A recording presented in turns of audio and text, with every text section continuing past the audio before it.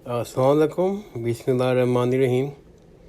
अल्हम्दुलिल्लाह हम आज अलकिंदी की जो खिदमात हैं म्यूज़िक से सिलसिले में, और अलकिंदी की जो खिदमात हैं कि उन्होंने जो कहते हैं फ़िलासफ़ी में वोकैबुलरी बनाई, जो टर्मिनोलॉजी बनाई, जो बाद के फ़िलासफ़र ने उनको कंटिन्यू किया, उस पर थोड़ी सी रोशनी डालेंगे। अलकिंदी ने बुनियादी तौर पर जो फ़लसफ़े का जो सिलसिला है अरब के हवाले से, मुस्लिम दुनिया के हवाले से, इस्लामिक फ़िलासफ़ी के हवाले से भी जो उसके पहले बानी हैं वो अलकिंदी हैं। और वो मोज़ेलाइट सोच और जो पुरानी जो थियोलॉजिकल सोच थी उससे मुख्तलिफ हैं। मैंने पहले भी कई दफ़ा बताया कि जो मोज़ेलाइट सोच थी वो ये थी, ये मोज़ेलाइट्स वो फ़िलासफ़र थे जो 8वीं सदी में बगदाद में थे, और ये पहली जनरेशन है जो ग्रीक फ़िलासफ़र से इंस्पायर थी। असल में अलकिंदी ने जब ग्रीक फ़िलासफ़ी का अरबी में तर्जुमा किया तो उससे पहले तो जो हमारे मुस्लिम फ़िलासफ़र थे वो फ़िलासफ़ी को नहीं जानते थे, इस तरह से नहीं जानते थे जिस तरह से जो ग्रीक फ़िलासफ़र्स हैं और रूम के फ़िलासफ़र्स हैं जो वो जिन्होंने काम किया था। जब अलकिंदी ने जब इनकी ट्रांसलेशन अरबी में की तो फिर जो उसको उस ट्रांसलेशन को जो बाद में जो फ़िलासफ़र ने पढ़ा, तो ये वो पहली जनरेशन है जो मोज़ेलाइट्स कहलाती है। वो 8वीं सदी में तकरीबन अलकिंदी के दौर के ही फ़िलासफ़र्स हैं जो वहाँ पर होते थे। तो अलकिंदी जो मोज़ेलाइट सोच थी, जो वो फ़िलासफ़र थे और जो पुरानी जो थ्योरिकल सोच थी उससे मुख्तलिफ थे, क्योंकि बुनियादी तौर पर अलकिंदी की सोच थी कि जो बल्कि अलकिंदी की कोशिश थी कि ग्रीक सोच को और इस्लामी सोच के साथ मिलाया जाए। इस्लामिक फ़लसफ़ा जो उन लोगों का सोच थी कि जो ग्रीक सोच और इस्लामी सोच को दोनों को सोच को मिलाना चाहते थे, दोनों का यही एक ही साबित करना चाहते थे। तो अलकिंदी का असर ये हुआ जो वाक़ई ज़माने में उसको कहा जाता था कि he was the great mind of middle age. ये मैं नहीं कह रहा बल्कि उस ज़माने के टॉलेन रेनेसांस के बहुत बड़ा फ़िलासफ़र है, उसका नाम है गिलियमो गार्डिनो। उसने अपनी किताब में लिखा कि अलकिंदी was the great mind of middle age.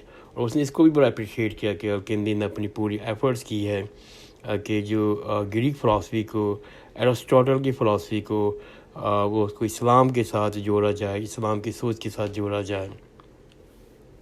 तो ये एक बहुत डिफरेंट चीज़ थी जो अलकिंदी के अंदर थी, और जो मोज़ेलाइट सोच के साथ डिफरेंट थी, जो दूसरे फ़िलासफ़र के लिहाज से मुख्तलिफ थी। अलकिंदी ने एक और भी बड़ा बड़ा कारनामा सर अंजाम दिया कि उसने वो एक वोकैबुलरी बनाई, वो उसने एक टर्मिनोलॉजी ईजाद की, जो फ़िलासफ़ी में इंट्रोड्यूस की, ऐसे अल्फाज बनाए जो बाद में मुस्लिम फ़िलासफ़ी की बुनियाद बन गए। और फिर जो भी बाद में फ़िलासफ़र आए जिसमें इब्न सीना हुआ, अल-फ़ाराबी हो गए, या अल-ग़ज़ाली हो गए, या बाकी जो मोज़ेलाइट फ़िलासफ़र हो गए, उन सब ने उन्हीं टर्म को इस्तेमाल किया अलकिंदी ने जो ईजाद किया था। और बल्कि अलकिंदी ने जो डिबेट शुरू की थी, जिनका वो बहुत सी डिबेट में वो कोई मतलब अख़ज़ नहीं कर सका, तो बाकी जो आने वाले फ़िलासफ़र थे उन्होंने भी अलकिंदी की डिबेट को ही आगे बढ़ाया और उसी की तसलसल के साथ आगे बढ़े। तो ये बहुत बड़ा कारनामा है कि अलकिंदी ने अपनी कहते हैं फ़िलासफ़ी में कुछ चीज़ें ऐसे ईजाद की, कुछ टर्मिनोलॉजी ऐसे ईजाद की कि आइंदा वाले लोगों के लिए एक मसले राह बनी, और फिर उन्होंने इस्तेमाल किया। असल में हर दौर में कुछ लोग ऐसे अल्लाह ताला पैदा करता है जो तकरीबन हर फील्ड में कुछ ना कुछ अपनी कंट्रीब्यूशन छोड़ के जाते हैं। खवा वो दौर अरब रेनेसांस का हो, या फिर रूम का हो, या यूरोपियन का हो, या ग्रीक का भी हो। तो इसी तरह अलकिंदी भी मैं समझता हूँ उसी कैटेगरी में आते हैं।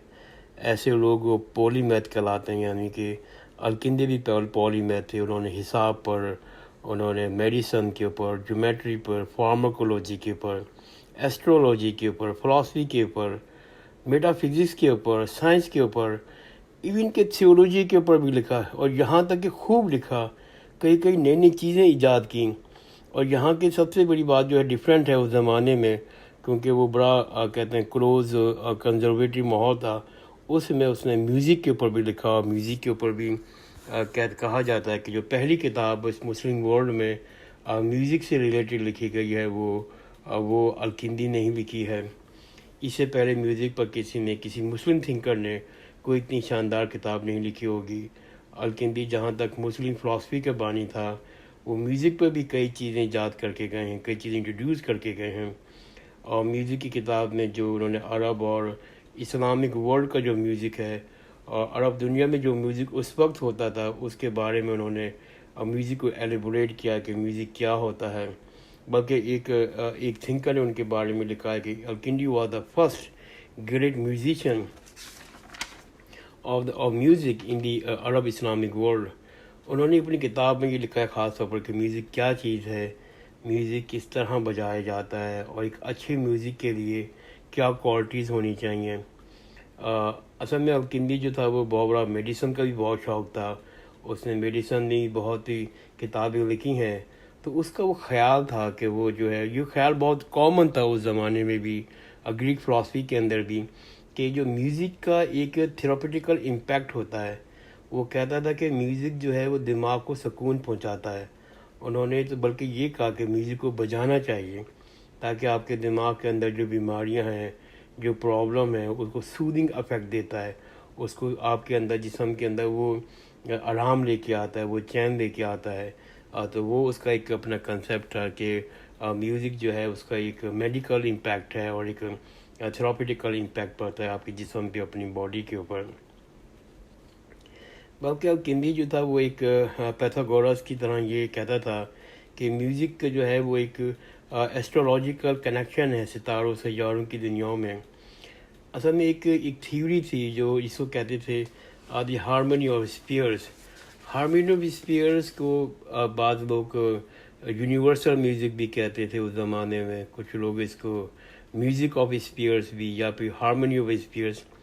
اصل میں اینشینٹ فلاسفر گریک دور میں جو پرانے فلاسفر تھے، ان کا ایک کنسیپٹ تھا کہ اس میں جو سورج اور چاند ستارے ہیں وہ ایک اپنے ردم کے ساتھ اپنے ایک آربٹ میں گھوم رہے ہیں، ایک خاص انداز سے گھوم رہے ہیں، ایک خاص رفتار سے گھوم رہے ہیں۔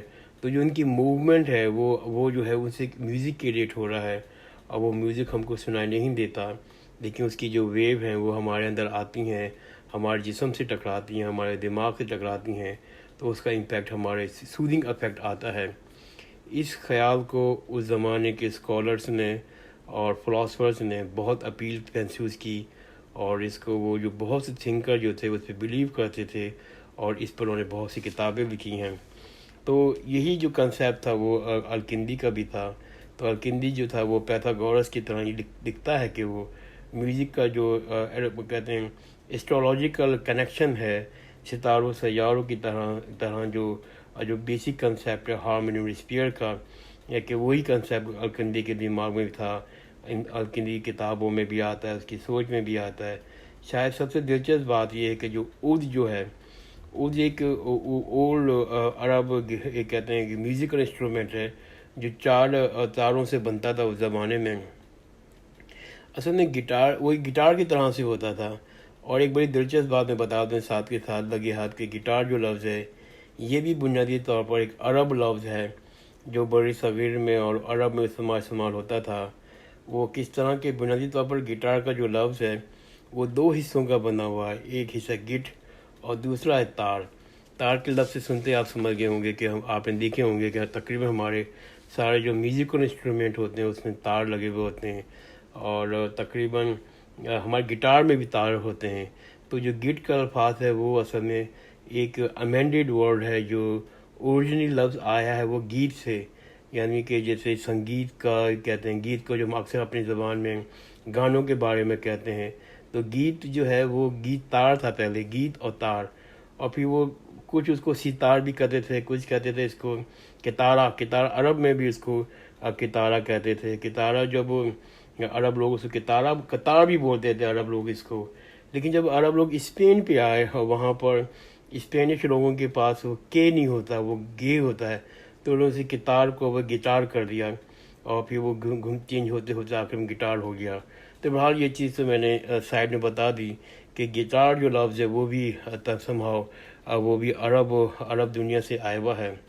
تو میں بات جو کر رہا تھا وہ میں عود کی کر رہا تھا۔ عود جو ہے اس میں چار اسٹرنگ ہوتی ہیں۔ تو بنیادی طور پر اس الکندی کا خیال تھا کہ اس میں 5 تار بھی ہونی چاہیے. 5ویں تار کا خیال اس کے دماغ میں جو آیا وہ آیا ایرسٹوٹل سے، کیونکہ وہ کہتا تھا کہ جو ایک تار ہے وہ ریپرزینٹ کرتی ہے واٹر کو، اور دوسری تار ریپرزینٹ کرتی ہے فائر کو، اور تیسری ریپرزینٹ کرتی ہے ایئر کو، اور چوتھی کرتی ہے ارتھ کو. تو کہتا ہے 5ویں بھی گٹار لائن ہونی چاہیے، 5ویں بھی تار ہونی چاہیے. اور وہی ایلیمنٹ جو اس کے دماغ میں تھا جو میں نے پہلے کہا، وہ 5th ایلیمنٹ اس کے دماغ میں آیا ہے ایرسٹوٹل سے، ایرسٹوٹل کی سوچ سے، اس کی کتابوں سے. اس لیے کہ ایرسٹوٹل کہتا ہے کہ یہ جو میں نے پہلے ذکر کیا کہ کہتے ہیں وہ فلاسفی جو ہارمونی آف اسپیئرس ہے، کہ یہ جو ستارے اور سیارے ہیں یہ ایک ردم کے ساتھ گھوم رہے ہیں. تو جس جگہ گھوم رہے ہیں، جس کو ہم آربٹ کہتے تھے، ایرسٹوٹل اس کو ایتھر کہتا تھا. یعنی کہ جو کہتے ہیں ایسٹرولوجیکل موومنٹ ہو رہی ہے سب ستاروں سیاروں کی، وہ ایتھر میں گھوم رہے ہیں. تو غزالی کہتا تھا کہ یہ جو الکندی کہتا تھا کہ جو 5ویں تار ہے وہ ریپرزینٹ کرتی ایتھر کو. تو اس نے کہتے ہیں اس کو کہتے ہیں اود کے اندر 5ویں تار بھی ایڈ کر دی، اور اس طرح سے اس نے اس کو نام گٹار کر دیا تھا. تو یہ جو کنسیپٹ جو تھا وہ 5ویں تار کا، اور یہ سب میں ہارمونی آف اسپیئرس کا کنسیپٹ ہے. اور اس طرح سے اس نے اس کتاب نے اس کو بارے میں لکھا ہے اس چیز کے بارے میں. تو الکندی کی جو کنٹریبیوشن ہے وہ میوزک کے حوالے سے بھی بہت امپورٹنٹ ہے. اس نے اس کتاب کے اندر تقریباً سارے اس زمانے کے کہتے ہیں انسٹرومنٹ کو ڈسکس کیا ہے، اور کیسے بجاتے ہیں، اور کس طرح سے اس کو اچھی میوزک کی کوالٹیز ہوتی ہیں. انشاءاللہ پھر میں ایک اور وائس نوٹ کے ساتھ الکندی کے سلسلے میں آؤں گا، اور ہم ڈسکس کریں گے اور علم حاصل کریں گے کہ الکندی کی اور کیا کنٹریبیوشن ہے. جزاک اللہ خیر، خدا حافظ.